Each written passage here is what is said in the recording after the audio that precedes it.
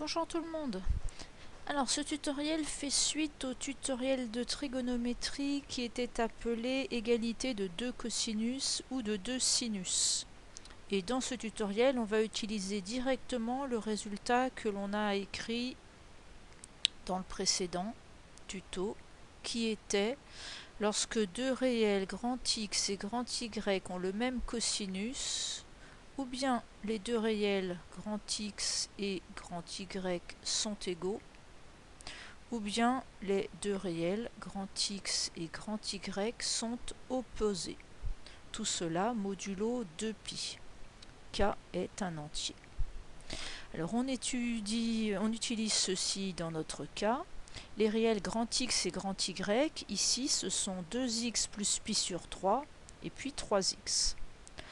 Donc l'équation proposée est équivalente à, ou bien les deux réels sont égaux. 3x est égal à 2x plus π sur 3 modulo 2π. Donc le premier cas de figure. Ou bien les deux réels sont opposés, donc 3x est égal à l'opposé de 2x plus π sur 3, donc moins 2x moins π sur 3. K est un entier. On résout ces deux équations en transposant. Donc 3x moins 2x donne x est égal à π sur 3 plus k fois 2π. Ou on transpose moins 2x, donc ça fait 3x plus 2x, donc 5x égale moins π sur 3 plus k fois 2π. La première, on ne peut pas la simplifier. X égale π sur 3 plus k de π. La seconde, on divise par 5. Donc moins π sur 3 qu'on divise par 5. 3 fois 5, ça fait 15. Donc moins π sur 15 plus k fois 2π sur 5. K est un entier. On va visualiser les points associés à tous ces réelles solutions. Pour la ligne 1, les réelles solutions sont π sur 3 modulo 2π. Étant donné que le tour du cercle a comme longueur 2π, pour représenter tous les réels π sur 3 plus k de π, on n'a donc besoin que d'un seul point. Il suffira de placer le point associé au réel π sur 3. Le fait d'ajouter k fois 2π sur le cercle nous fera toujours le même point. Donc plaçons ce point, je vais l'appeler B sur le graphique. Donc le point B que l'on veut, il est sur le cercle et il est associé à π sur 3. Donc son abscisse, ce sera 0,5 parce que le cosinus de π sur 3 c'est 0,5. Et son ordonnée, ce sera racine de 3 sur 2 parce que le sinus de π sur 3 c'est racine de 3 sur 2. Ainsi, nous avons le point B qui est associé à tous les réels π sur 3 plus k de π. Pour la ligne 2, on veut représenter les points représentant tous les réels moins π sur 15 plus k 2π sur 5. Ici, le calcul se fait modulo 2π sur 5. On va donc chercher combien de points distincts il nous faudra pour représenter tous ces réels.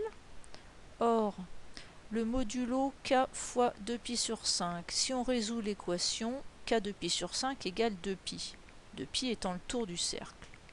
On obtient k égale 5. Donc il nous faudra 5 valeurs de k distinctes. En effet, j'ai choisi des valeurs de k. Comme c'est un choix, je prends des valeurs de k faciles. K égale 0, c'est un entier, le plus simple, j'effectue les calculs avec k égale 0. Dans ce cas, x vaut moins π sur 15. Donc, premier point à placer, le point image de moins pi sur 15. L'entier suivant 0, c'est 1, donc je remplace k par 1, moins pi sur 15, plus 1 fois 2 pi sur 5. Donc par rapport à l'entier précédent, par rapport au réel précédent, on rajoute 2 pi sur 5. Donc pour construire, il faudra faire tourner le point précédent d'un angle plus 2 pi sur 5 radians. Si on simplifie le calcul, on met donc au même dénominateur moins pi sur 15 plus 6 pi sur 15, donc 5 pi sur 15. On divise par 5 pi sur 3. Donc le point associé au réel obtenu avec k égale 1 sera le même point que celui qu'on a déjà placé à la ligne 1. Ainsi, tous les réels que l'on a obtenus à la ligne 1 sont inclus dans les réels qu'on a obtenus à la ligne 2. Si on prend k égale 2, x vaut moins pi sur 15 plus 2 fois 2 pi sur 5. On peut là aussi mettre au même dénominateur et calculer. Pour construire ce point-ci, il nous faudra donc tourner de 2 pi sur 5 par rapport au point précédent, ou de 2 fois 2 pi sur 5 par rapport au point de départ. Pour k égale 3, x vaut moins pi sur 15 plus 3 fois 2 pi sur 5. Pour construire le point image de ce réel, il faudra tourner de 2 pi sur 5 par rapport au point précédent, puisqu'on a rajouté 2 pi sur 5. Et pour k égale 4, on obtient x égale moins pi sur 15 plus 4 fois 2 pi sur 5. Pour construire ce point-ci, il faut tourner de 2 pi sur 5 par rapport au point précédent. Donc on passe d'un point au point suivant en faisant à chaque fois une rotation de 2 pi sur 5 dans le sens direct. Si on va chercher la valeur de k suivante, donc la sixième valeur, 1, 2, 3, 4, 5, 6, on va s'apercevoir que x vaut moins pi sur 15 plus 5 fois 2 pi sur 5. 5 se simplifie. Moins pi sur 15 plus 2 pi. On obtient un réel différent, certes, mais sur le cercle, le point associé à ce réel est le même que le point par lequel on a démarré, puisque moins pi sur 15 plus 2 pi, on a rajouté 2 pi au point de départ. On a donc bien que 5 valeurs de k différentes, et on aura bien 5 points distincts sur le cercle. Tous les points suivants seront positionnés sur les points précédents. Alors on va passer au graphique.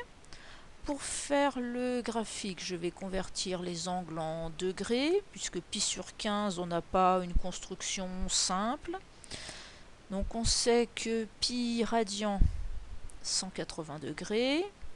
Donc on le divise par 5, 36 degrés.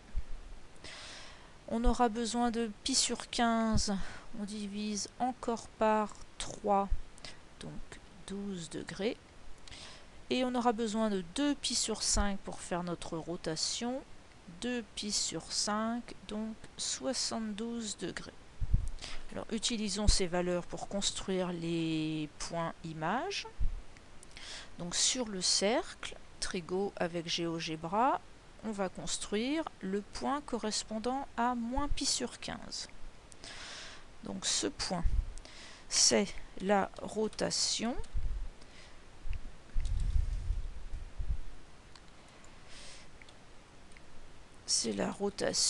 du point A qui est à l'origine du cercle ici pour 0 radian. Donc la rotation du point A de moins pi sur 15, donc dans le sens indirect.